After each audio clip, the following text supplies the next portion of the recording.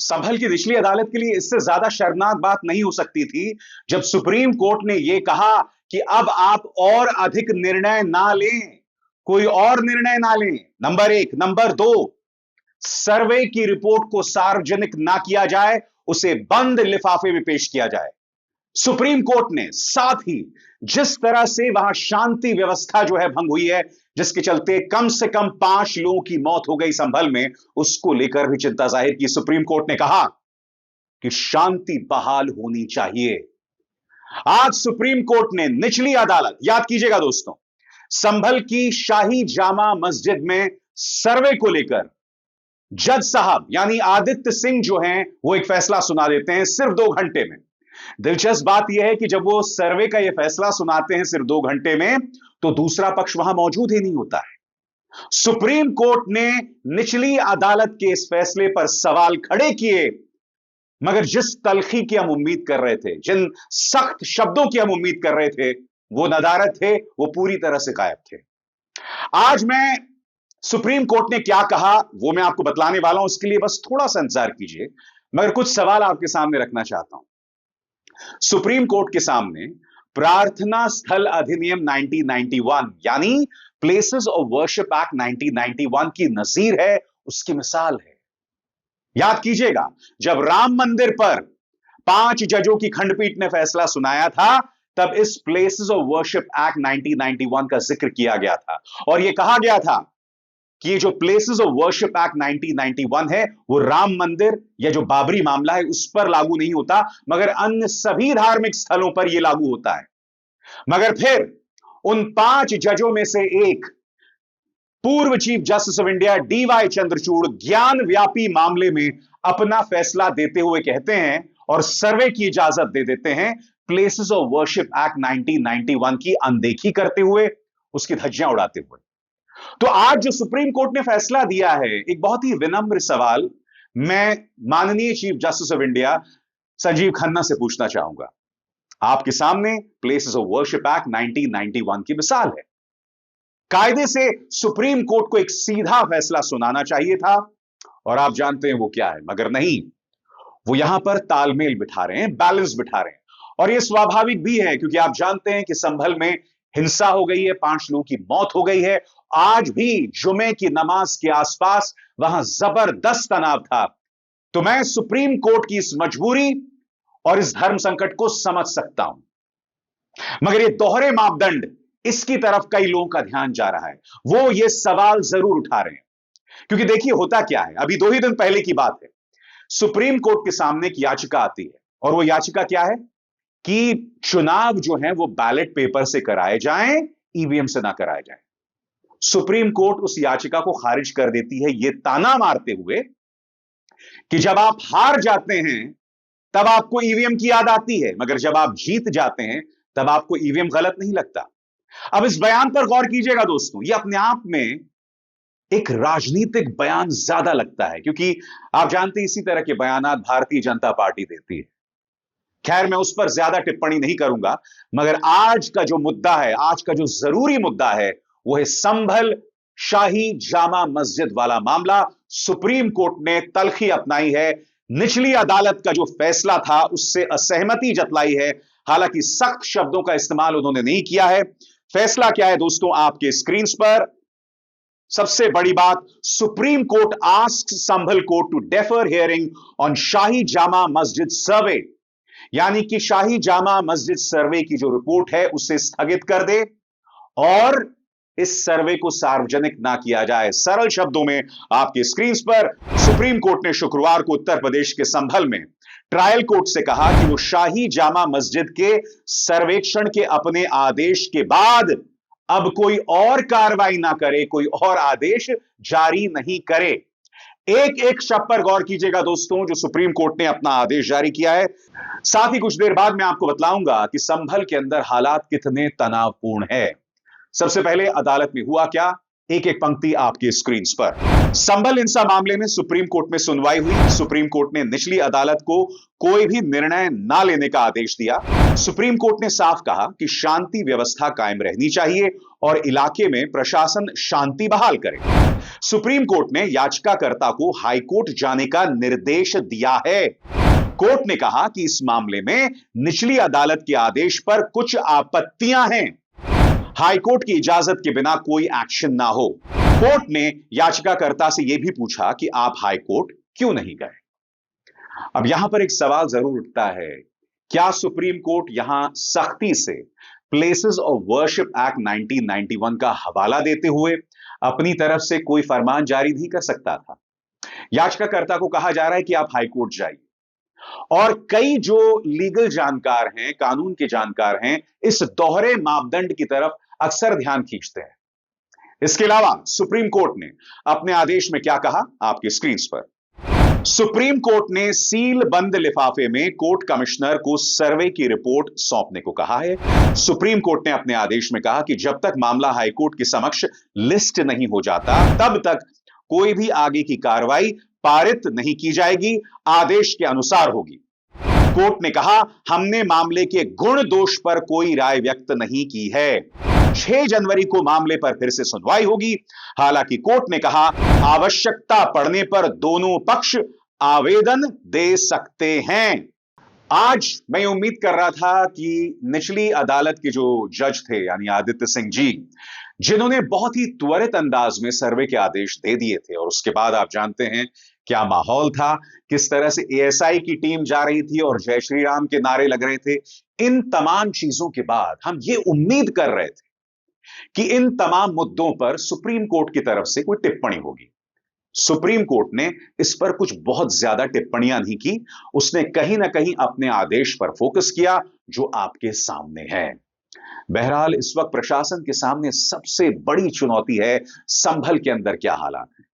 इत्तेफाकन आज जुमे की नमाज का दिन है, आज शुक्रवार है। स्वाभाविक सी बात है, वहां पर हालात जो हैं बहुत ही संगीन बने हुए हैं, बहुत ही सेंसिटिव बने हुए हैं, और मैं एक एक करके आपको बतलाने वाला हूं कि वहां पर क्या स्थिति बनी हुई है। बात सिर्फ वहां नहीं रुकती। कल ही सुप्रीम कोर्ट के सामने एक अन्य मामले में उत्तर प्रदेश पुलिस की बखिया उधेड़ दी गई थी, उसकी सख्त आलोचना की गई थी। सुप्रीम कोर्ट ने क्या कहा था उत्तर प्रदेश पुलिस के बारे में, और यह कहना इसलिए जरूरी हो जाता है क्योंकि पूरी संभल हिंसा के दौरान पुलिस के किरदार पर भी लगातार सवाल खड़े हो रहे हैं। बहरहाल संभल के अंदर क्या हालात हैं, इस पर भी आपको गौर करने की जरूरत है। संभल में आज जुमे की नमाज को लेकर चप्पे चप्पे पर सुरक्षा के कड़े इंतजाम हैं। नमाज से पहले डीएम एसपी की अगुवाई में पुलिस ने फ्लैग मार्च किया। आज यहां की शाही मस्जिद में पहले की तरह नमाज अदा की जा रही है। वहीं प्रशासन ने लोगों से जामा मस्जिद में भीड़ नहीं लगाने और नमाज के बाद शांतिपूर्ण तरीके से घर जाने की अपील की। यही नहीं दोस्तों, तमाम जगहों पर मजिस्ट्रेटों की तैनाती भी होगी। आपकी स्क्रीन पर संभल में जुमे की नमाज को लेकर 70 मजिस्ट्रेटों की ड्यूटी लगाई गई है। पुलिस के द्वारा चिन्हित स्थानों पर पुलिस अधिकारियों के साथ मजिस्ट्रेट की भी तैनाती होगी। 24 नवंबर की तरह हिंसा और उपद्रव ना हो, इसलिए इस तरह के इंतजाम किए गए हैं। इसके अलावा मैं आपको बतलाना चाहूंगा कि वहां पर जो अर्धसैनिक बल हैं, उनकी भी जबरदस्त तैनाती है। 15 कंपनियों पीएसी और 2 कंपनियों आरएएफ तैनात किए गए हैं। 10 जिलों की पुलिस और महिला पुलिस बल सक्रिय हैं, और दंगा निरोधी दस्ते की टीम विशेष निगरानी पर है। ड्रोन और सीसीटीवी कैमरों से हर संवेदनशील क्षेत्र पर नजर है। पुलिस बॉडी कैमरास के साथ तैनात है। और इसके अलावा मैं आपको यह भी बतलाना चाहूंगा कि भारतीय न्याय संहिता के अंतर्गत धारा 163 भी लागू कर दी गई है। इलाके में धारा 163 बीएनएस लागू, 4 से अधिक लोगों के इकट्ठा होने पर पाबंदी, इंटरनेट सेवाएं अस्थायी रूप से बंद, और जामा मस्जिद के बाहर नमाज की अनुमति नहीं, केवल मस्जिद के अंदर इबादत की अनुमति दी गई है। और यही नहीं, जामा मस्जिद में बाहरी लोगों के प्रवेश पर भी रोक लगा दी गई। जामा मस्जिद के अंदर केवल स्थानीय लोगों को प्रवेश की अनुमति है। सभी दरवाजों पर मेटल डिटेक्टर और पुलिस कर्मी छतों पर तैनात हैं।